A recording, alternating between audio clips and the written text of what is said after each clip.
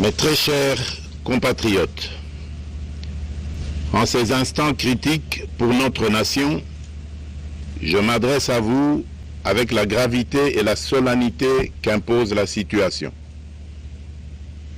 L'Est de notre pays, en particulier les provinces du Nord Kivu, du Sud Kivu et de l'Ituri, fait face à une aggravation sans précédent de la situation sécuritaire. Les forces de défense du Rwanda, en soutien de leurs marionnettes du M23, poursuivent leur entreprise terroriste sur notre territoire, semant la terreur et la désolation parmi nos populations. Je partage avec vous la douleur et l'indignation face à ces attaques barbares. Ces actes ne sont pas seulement une attaque contre la République, mais une offense à l'histoire et à la dignité de notre peuple. En ces moments difficiles, je vous appelle à la résilience et surtout à la résistance. Face à cette situation, permettez-moi de vous rassurer. Une riposte vigoureuse et coordonnée contre ces terroristes et leurs parrains est en cours. Nos vaillantes forces armées de la République démocratique du Congo, symboles de courage et de patriotisme, sont pleinement mobilisées, prêtes à défendre chaque centimètre de notre territoire. J'ai personnellement convoqué et présidé des réunions de crise avec une équipe restreinte du gouvernement, le haut commandement militaire ainsi qu'une réunion interinstitutionnelle afin d'évaluer les récents développements de la situation et de lever les options pour repousser les agresseurs et reconquérir chaque parcelle de notre territoire. À cet effet, j'ai nommé ce 28 janvier le général-major Évariste Somo Kakule au poste de gouverneur militaire du Nord Kivu pour renforcer la coordination des opérations militaires et restaurer l'autorité de l'État.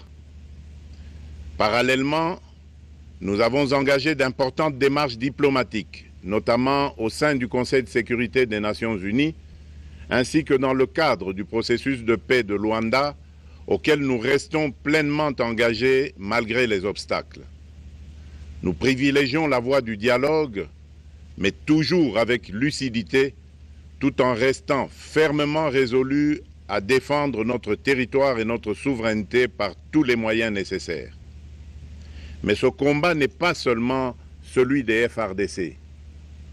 C'est le combat de tout un peuple, le combat de notre identité congolaise, afin de léguer aux générations futures un pays prospère et en paix. À tous nos compatriotes, dans chaque province, chaque ville, chaque territoire et chaque village, ainsi que ceux de la diaspora, sans distinction d'appartenance ethnique ou politique, unissons nos efforts. Apportons un soutien indéfectible, moral et matériel à nos vaillants soldats. Mobilisons-nous comme un seul homme pour défendre notre souveraineté et sauvegarder notre intégrité territoriale. Je suis pleinement conscient des souffrances de nos compatriotes qui fuient les hostilités. Le gouvernement est instruit d'activer le plan d'urgence humanitaire pour venir en aide aux déplacés. À vous, habitants de Goma et des environs, je ressens profondément votre douleur qui est aussi la mienne. Elle traverse nos cœurs et nos âmes en tant que fils et filles d'une même patrie. Mais face à cette épreuve, je vous exhorte à puiser dans cette force intérieure qui fait la grandeur du peuple congolais. Résistez avec courage. Faites preuve de vigilance constante et gardez votre calme malgré l'adversité. Sachez que nous ne sommes pas restés inactifs. Des plans de contingence sont préparés pour assurer la protection de la population civile et prévenir toute escalade de la violence. Les dispositifs de sécurité ont été renforcés pour protéger les zones stratégiques et nous travaillons sans relâche pour garantir le fonctionnement des services essentiels.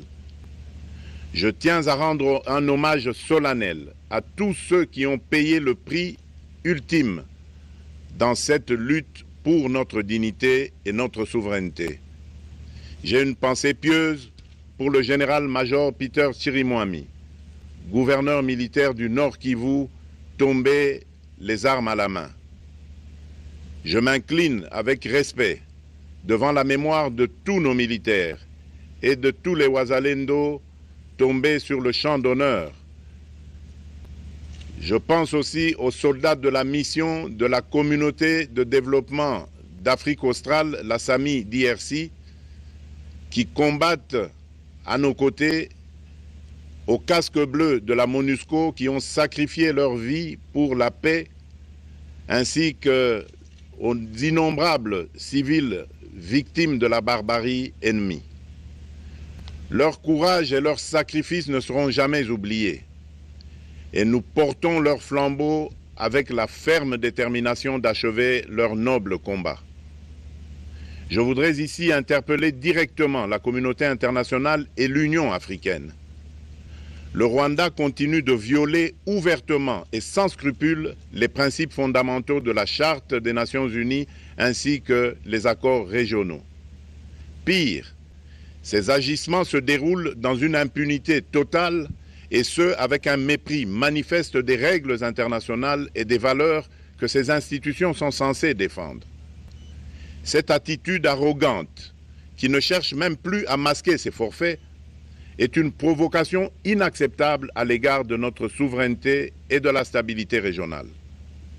La présence de milliers de soldats rwandais sur notre sol, leur soutien politique, logistique et militaire à leur pantin du M23, ainsi que leur implication dans l'exploitation illégale de nos ressources naturelles, nous conduisent tout droit à une escalade aux conséquences imprévisibles, mettant en danger toute la région des Grands Lacs. Votre silence et votre inaction face à la barbarie du régime de Kigali et aux atrocités perpétrées par ces supplétifs sur notre territoire constituent un affront non seulement à la République démocratique du Congo, mais également aux valeurs universelles de justice et de paix. Le peuple congolais prend acte de cette passivité qui frôle la complicité. Soyez sûrs d'une chose, la République démocratique du Congo ne se laissera pas humilier ni écraser. Nous nous battrons et nous triompherons. Congolaises et Congolais, l'heure est certainement grave, mais notre détermination est encore plus inébranlable. Ce moment critique nous offre l'opportunité de montrer au monde ce qui fait notre force, c'est-à-dire notre unité sans laquelle tous nos efforts seraient vains. Je vous appelle à être vigilants, mais à ne pas céder à la haine, aux divisions ou à la violence. Je condamne avec la plus grande fermeté les actes de vandalisme et de pillage qui ont visé certaines missions diplomatiques accréditées en République démocratique du Congo, ainsi que des intérêts privés dans la ville de Kinshasa. Ces comportements irresponsables dénaturent l'expression saine de notre colère face à l'agression barbare nous imposée et jettent une ombre sur les manifestations pacifiques de soutien à nos vaillantes forces armées qui luttent avec courage et abnégation pour défendre notre souveraineté. Notre engagement doit rester ferme et discipliné. Nous gagnerons cette guerre par notre unité, notre courage et notre sens de responsabilité, et non par la violence aveugle et par l'anarchie. Cette victoire ne sera possible que si chaque Congolais, où qu'il soit, prend toute la mesure du combat qui est le nôtre.